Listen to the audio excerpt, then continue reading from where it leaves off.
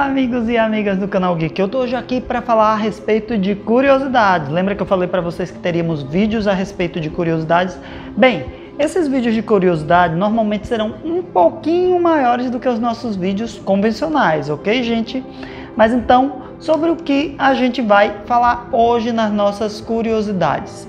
Antes de eu dizer para vocês realmente a respeito do que iremos falar, se inscreve no canal e convida os amigos para se inscreverem, curte o nosso vídeo, ok? E também ativa o sininho do YouTube para receber as nossas notificações nas segundas-feiras e sempre que tiver aí um vídeo extra, ok? Tanto no Instagram como no YouTube. Eu não estou colocando tantos no Instagram, mas no YouTube sempre tem um vídeo aí para vocês, exceto quando eu realmente tenho algum problema técnico, já que os meus equipamentos eu filmo com celular e estou sem computador para editar ainda, né? Fazer uma boa edição. Por isso eu bolei esse esquema aqui para vocês, ok? Bem, mas sobre o que realmente a gente vai falar no dia de hoje? A gente vai falar sobre o universo. O universo, mas o começo do universo e o fim do universo sobre duas perspectivas. A perspectiva religiosa de algumas nações e a perspectiva científica, ok? Então, nós vamos falar a respeito do universo, que é uma coisa que eu amo muito e que eu sei que muitos de vocês também amam, ok, gente? O vídeo será um pouquinho longo, como eu falei, porque esses vídeos de curiosidades têm muitas coisas para eu contar para vocês.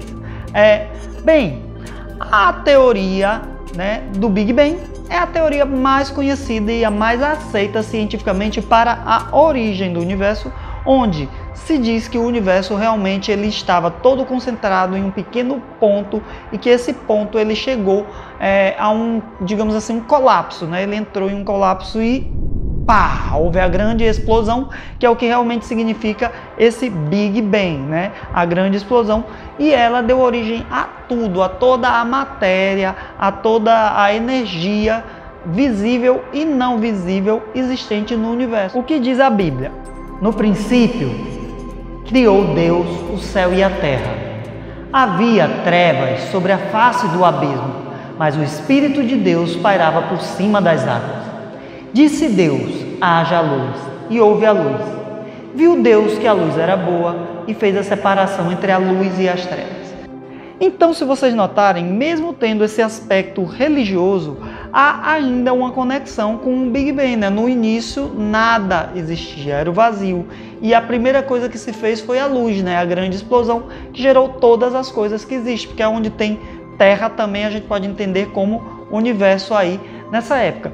Em outras religiões, eu vou colocar aqui algumas assim, que são as principais, como a religião grega, né? A mitologia grega antiga.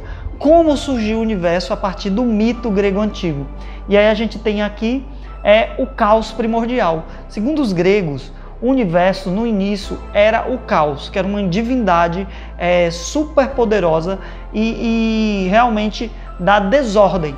O caos, ele gerou inicialmente os deuses primordiais.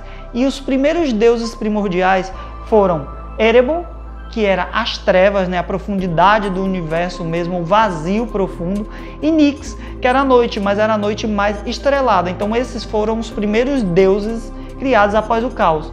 Depois vieram Gaia, no caso Gea ou Gaia, a terra, Eros, mas não Eros, filho de Afrodite. Eros, como Fanes, é a divindade criadora do amor primordial que geraria todas as outras coisas.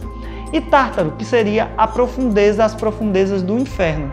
Então, esse foi o princípio do universo segundo a mitologia grega.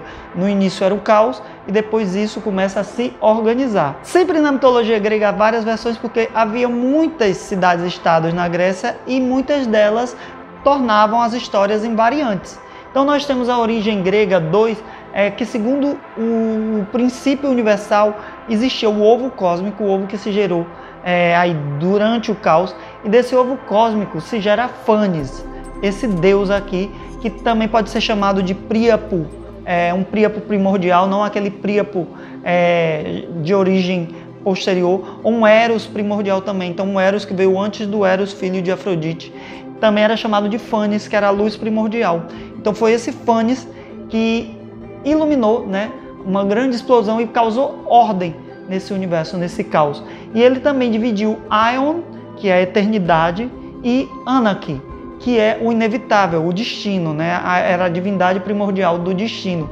E foi Phanes o primeiro governante cósmico. A partir dele surgiram aí outras divindades, como Nyx e Erebor, e depois dessas divindades foram passando o cetro do domínio cósmico passo a passo. Segundo a lenda ainda, quando Zeus governava o cosmos, ele devorou Phanes para conseguir a energia criadora primordial.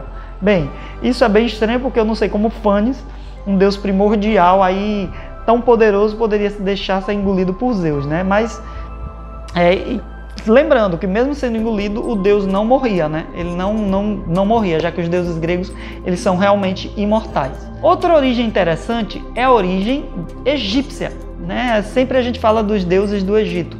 E a origem egípcia diz que no começo havia apenas um mar. Era um mar cósmico primordial, era o mar de Nuni.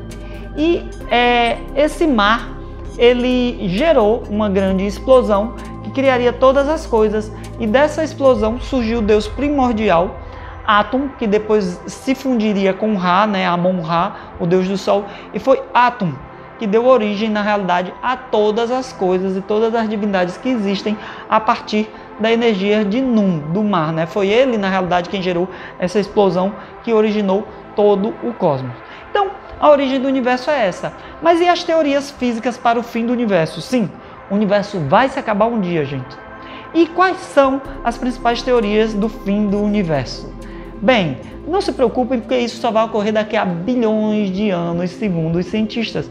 Possivelmente nem a Terra exista, já que o Sistema Solar também terá entrado em colapso antes do fim do universo, certo?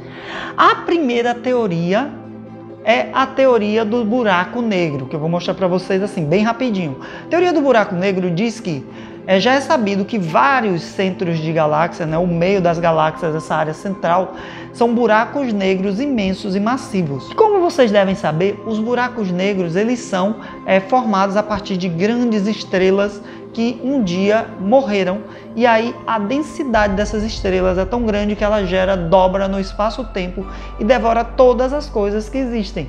Segundo a teoria do buraco negro, todas as coisas um dia serão devoradas por esses buracos negros e no fim do próprio universo, os buracos negros irão devorar uns aos outros, fazendo com que o vazio volte a existir. Isso aí, metaforicamente, é interessante porque entra em concordância com certas lendas a respeito de Erebus, aquele deus primordial do vazio, né, da escuridão da Grécia, que segundo alguns queria realmente tornar o universo novamente caótico e vazio. Por isso, alguns deuses se uniram, principalmente aí os deuses primordiais, como Nyx, que já foi esposa de Erebus, para prendê-lo e encarcerá-lo no Tártaro, né, nas trevas, para que ele não pudesse fugir e fazer com que o universo deixasse novamente de existir. É interessante, porque Erebus pode ser aí analogicamente representado como todos esses buracos negros que vão gerar esse vazio. A segunda teoria, que tem a ver também com ciência, é a da morte termodinâmica. Existem aí várias leis termodinâmicas que não implicam em frio e calor, mas leis também que regem o movimento. E aí a gente tem a entalpia, que é uma energia já conhecida e existente, e a entropia, que é a energia do caos. Mas essa energia do caos, ela é essencial para que as coisas continuem em perpétuo movimento. Segundo as leis da termodinâmica, a entropia dentro de um ambiente isolado, se a gente tiver em consideração o universo como um ambiente isolado, ela em determinado momento vai chegar ao seu auge, e quando esse auge chegar, digamos assim, todas as coisas irão parar de se mover. Não haverá movimentação de átomos atômica. Então, segundo essa teoria aí da termodinâmica, em determinado momento, quando a entropia atingir o seu limite máximo, o universo simplesmente vai parar. O tempo e o espaço vão parar, deixar de se mover. Então, o universo vai deixar de existir dessa forma. Bem, a terceira teoria aí, também científica, tem a ver com o cruzamento de barreiras do tempo. Segundo as pesquisas mais atuais e a maioria dos cientistas atuais, nós vivemos na realidade em um multiverso, né? Então existem várias e várias infinitas realidades paralelas e alternativas e universos sobrepostos uns sobre os outros, nos quais o nosso universo é apenas um desses, sendo um universo na realidade finito. Então, as bordas desses universos fazem com que esses universos possam se encontrar, segundo alguns teóricos, tanto que a gente já tem aí algumas imagens que os cientistas creem que sejam de outros universos, porque eles estão muito além, ok? Dos 13,7 bilhões de anos que o universo tem. Então, segundo essa teoria, em determinado momento, algumas das bordas ou alguns desses universos podem se cruzar, e aí haverá esse cruzamento das barreiras do espaço-tempo, e o universo simplesmente vai deixar de existir sem que os seres que estejam vivos dentro desse universo simplesmente percebam, porque é como se eles ficassem ali paralisados dentro do tempo e do espaço eternamente, tá? Bem louca essa teoria, né? As teorias que eu acho assim mais plausíveis, aí agora é minha opinião, já que eu não sou cientista nem físico, são a teoria do Big Rip, ou seja, da grande morte, né?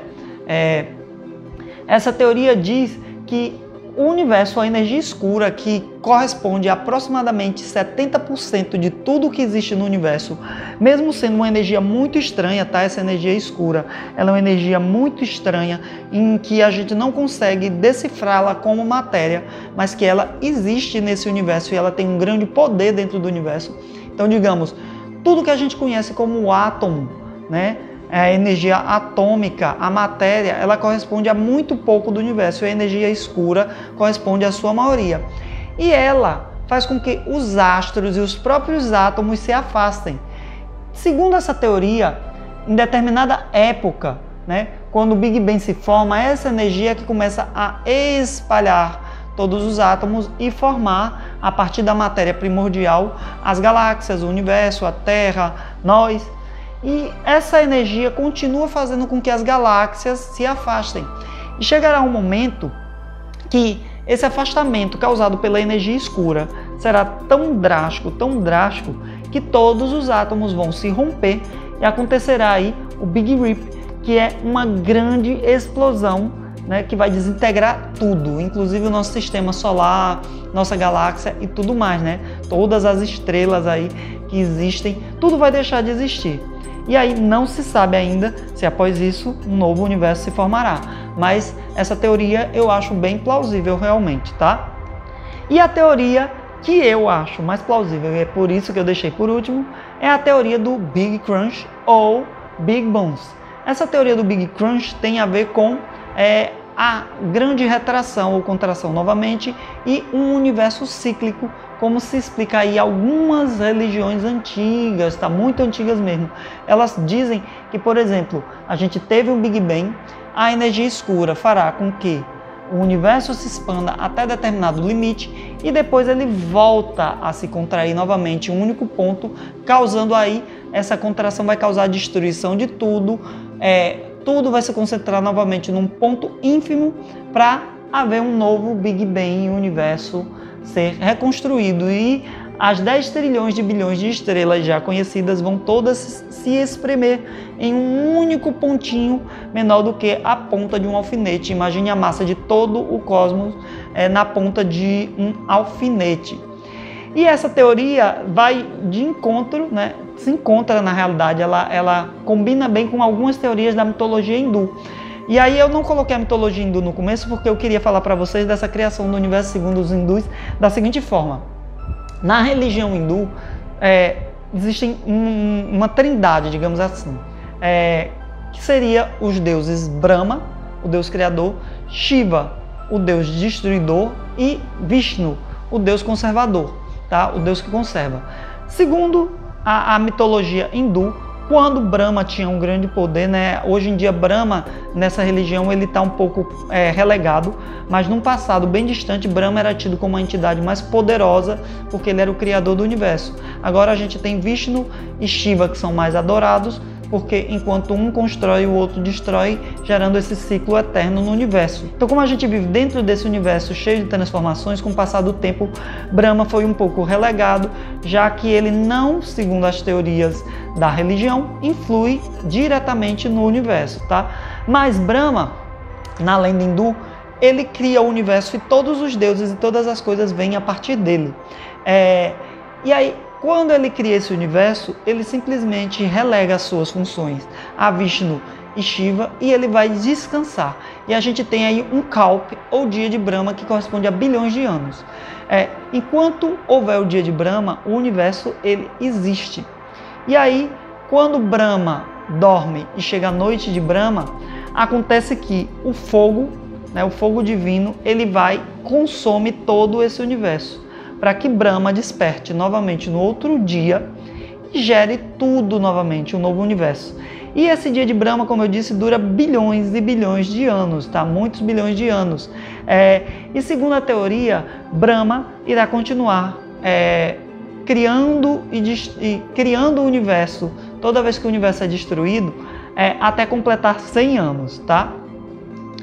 Outra coisa interessante que eu queria mostrar a vocês ainda a respeito disso, também tem relação com Brahma, né, esse deus aí que não é a cerveja já colocou o nome baseado no deus hindu, então, que é a Torre de Hanoi. Hanoi é uma região lá no Vietnã, tá? E terminou sendo relacionado com a lenda hindu, que foi trazida principalmente pelo matemático Edward Lucas, um francês de 1883, que foi ele que criou o jogo de Hanoi.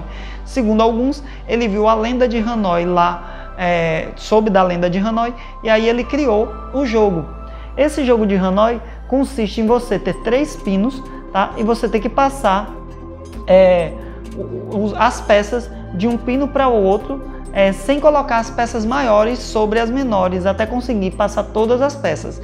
E à medida que o número de peças aumenta, o número de movimentações que você deve fazer para conseguir, né, gerar aí, colocar todas em uma outra torre, ele aumenta muito. Segundo a lenda, Brahma, quando criou o universo, ele também criou aí um templo, que esse templo se chamava o Templo de Hanoi, onde havia monges. E Brahma ordenou que os monges movessem as peças, né, as peças que ele colocou lá, 64 peças, de um pino dourado para o outro. E quando esses monges conseguissem concluir, né, colocar todas essas 64 peças, seguindo as regras do jogo de Hanoi, para um outro pino, o universo, todo o cosmos, deixaria de existir. Mas, gente, sabe quantas movimentações é preciso no jogo de Hanoi para você transferir uma peça, né, todas essas 64 peças, para uma outra torre, para um outro pino? Esse número aqui, ó, bem pequenininho, tá? Vocês vejam aqui, 1000, milhão, bilhão, trilhão, quatrilhão, quintilhão. Então, digamos assim, 18,4 quintilhões de movimentações, na realidade bem mais do que isso. É um número tão grande que, se a gente contasse em segundos do início do universo até agora, a gente ainda não teria chegado a esse número. E segundo algumas lendas, dizem que os monges só podiam levar uma peça por dia, então esse universo iria durar muito, né? Esse dia de Brahma iria durar muito. Bem, gente, é isso que eu tenho por hoje para vocês, falando aí dessas teorias de origem e fim do universo, colocando um pouquinho de religião, de uma forma bem resumida. Desculpem pelo vídeo ter saído muito longo, mas como eu disse para vocês, curiosidades são sempre interessantíssimas. Até o próximo vídeo, nas segundas-feiras ou em outro dia qualquer. Ativem o sininho, inscrevam-se no canal, convidem os amigos e curtam o vídeo. Até a próxima!